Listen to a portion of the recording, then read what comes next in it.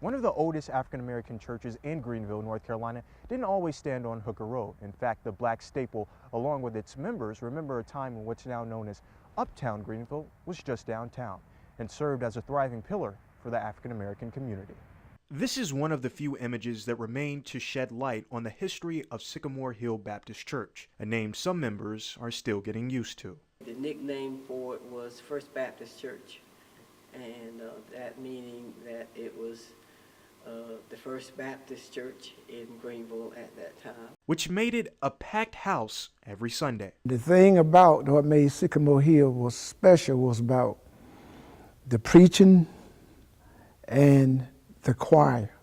That's what brought a lot of people to Sycamore Hill to hear those songs that have been sung on Sunday morning. The early morning hymns and preaching had an impact on Alton Ray Harris's life, who grew up in the Shore Drive community and witnessed the area's effect on Black lives. People don't know that downtown was very industrial. When I say we, I mean the black neighborhoods down there.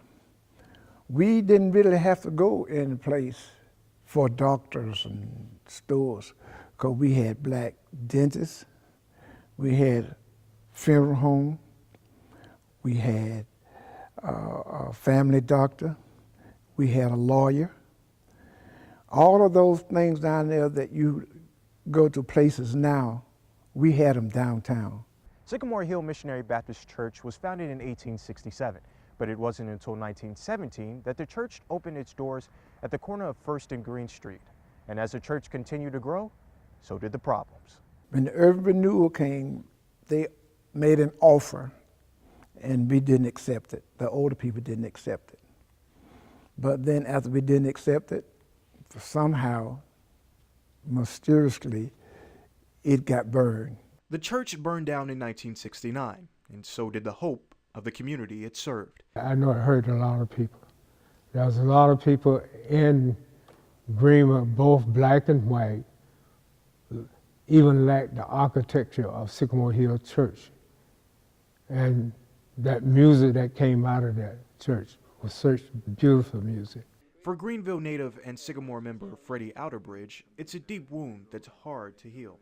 This church meant so much to the community. The church would move to 8th Street in 1969, while the houses were sold and moved, displacing many church members. But the fight to maintain the church's legacy continued over the years. In 2016, the city created a historical marker in remembrance of the church, which is another piece to the remaining puzzle. We have nothing to show in Greenville about the African American history of this Sycamore Hill Church in the downtown area. Which is why Fred and Lillian Outerbridge continue to fight for the preservation of the history of the church. Not only the blacks, but also the white for this community. I hope it bring it together. And what we have seen and what architecture has shown us, it will be beautiful to be in that town common. Greenville City Council approved a $2 million project to commemorate the church.